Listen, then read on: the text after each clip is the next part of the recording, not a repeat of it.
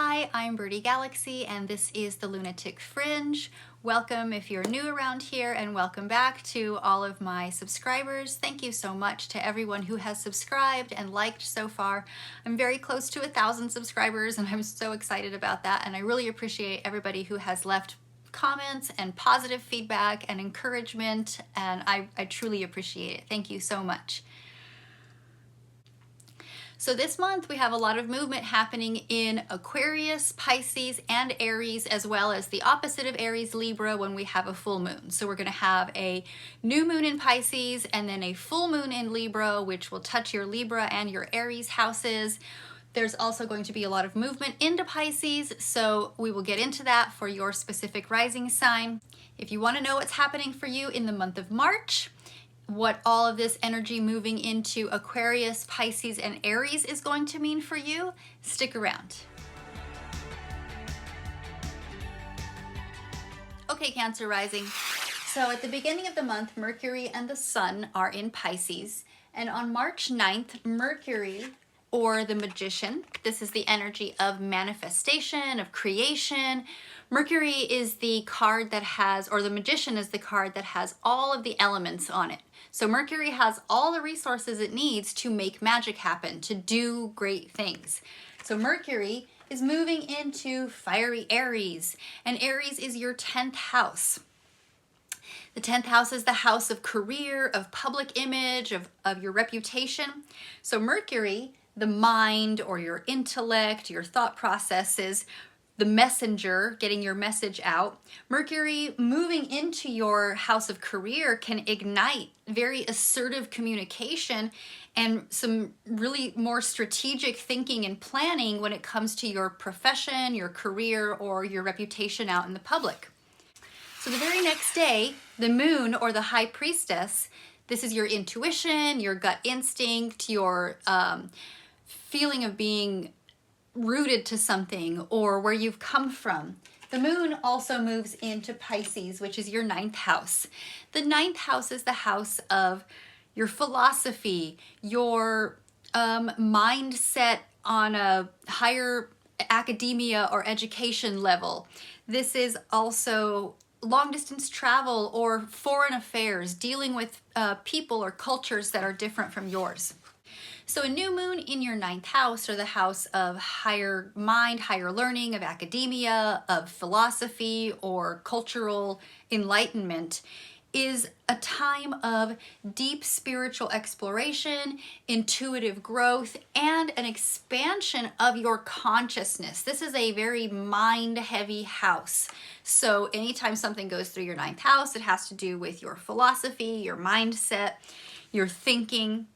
This can urge you to embrace new beliefs, to look at new philosophies or other cultural experiences that can provide you insight into a new philosophy. You might be really changing the way you look at the world or the way you think about the world. Not necessarily your perspective on the world, but just the way you think about that perspective on the world.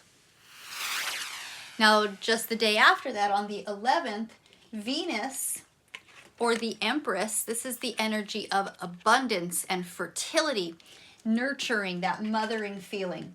Venus also moves into Pisces, into your 9th house. Venus brings out extra heightened appreciation for spiritual and cultural experiences. This can foster a sense of connection to some higher truths that are, true to you. Some enlightenment, philosophical enlightenment can happen at this time. And all this energy with Venus coming into the Pisces party, this can increase your desire. Venus really opens up our desires and our needs and our wants. So this is really showing you your deep desire to explore other philosophies and other belief systems, and that very well could be by physically going there and traveling to other places and opening up your mind to new experiences. Now, speaking of new things, on the 19th of the month, it's a little early this year, but the Sun moves into Aries, marking the spring equinox, or the first day of spring, or the astrological new year. So this is the time when the new year starts all over again in astrology, when the sun enters Aries and the earth turns from winter to spring. So with the sun entering Aries in your 10th house, this brings out that basic drive for vitality, your life force, your desire for living. So this can be a time of really dynamic career growth and leadership opportunities coming to you that can really have the potential for significant recognition and achievement in the public sphere. In your reputation, you might be getting some major awards or major resource building based on some recognition when it comes to your career or your public status or who you are. So it's really like spotlight on you, and you know, this is a new, fresh year for you. So this could be marking a whole new year of being recognized for who you are and your achievements. Now, on the 22nd of the month, Mars is also moving over here into Pisces. So there's a lot of energy happening in your philosophy on life, how you think about things, your experience of other cultures, and being recognized out in the public for your contribution to something, to your achievement. So Mars is raw energy. Mars is this lightning bolt of energy that just comes in, and it can feel like a crisis at times, but that crisis is revealing something that needs to be shown that could not have been seen without this little bit of, you know, electroshock. So Mars coming into your 9th house with Venus and with the energy of Pisces here can bring a period of passionate exploration. Mars and Venus coming together is just igniting this desire, this fueling your energy and your need for exploration. It is stimulating a drive for spiritual growth. Mars is just pushing all of your energy towards spiritual growth and spiritual expansion, towards philosophical pursuits or academic things. This is a time of major adventurous experiences. These adventures and these new experiences can really open up new horizons and new beliefs for you, Cancer rising. So there's a lot going on there. Now, on the 25th of the month, the moon will have moved all the way over here to Libra. Libra is the opposite of Aries. So when we have the sun and the moon in opposition to each other, a full moon is what we see in the sky, but energetically this means these two energies, these two luminaries are pulling apart from each other like a rubber band. There's tension. So what this does, full moons, why we feel so emotional around full moons is because it's a culmination of two opposing energies that are needing some balance in your life. And for you, Cancer, Aries and Libra are your 10th house and 4th house. Your 10th house, that's the height of public recognition and public career. So your 4th house is the opposite. That is privacy. That is home. That is your roots and your foundation. And those are the things that you keep close to your heart.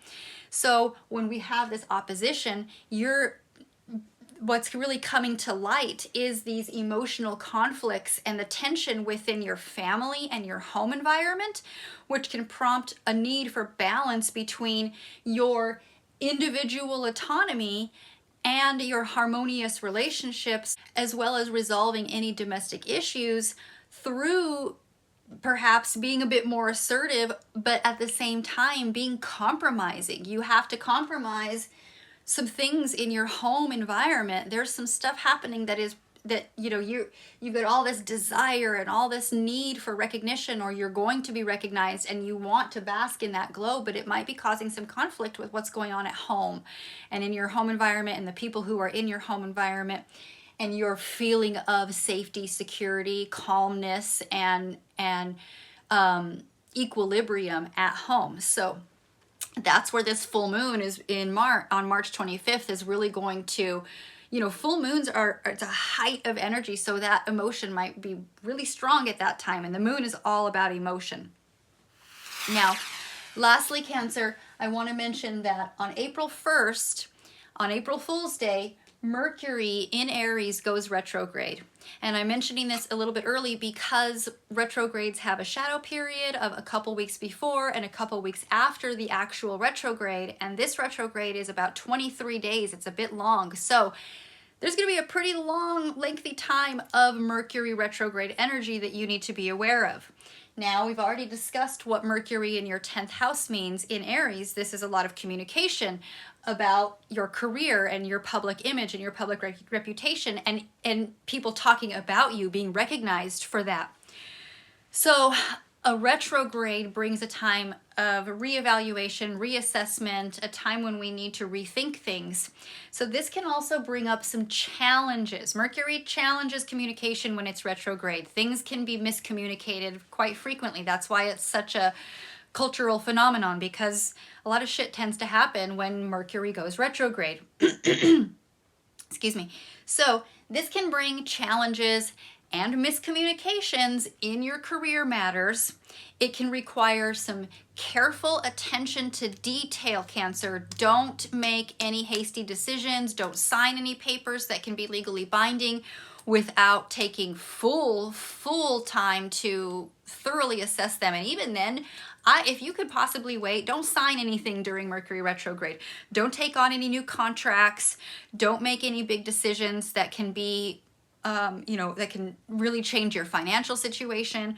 Be very cautious when you're operating machinery. If you tend to be clumsy, if you happen to be doing a dangerous job, be very, very careful during these weeks of Mercury retrograde. And that will be from April 1st to April 25th, I believe. And again, 2 weeks before and 2 weeks after that, we have these shadow periods. So just pay careful attention to detail, Cancer, especially in things relating to your career.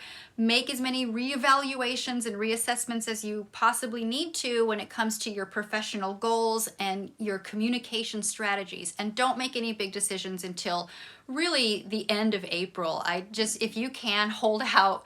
Either do it before Mercury goes retrograde, so before April 1st, or wait until the end of April. And so good luck with that, Cancer.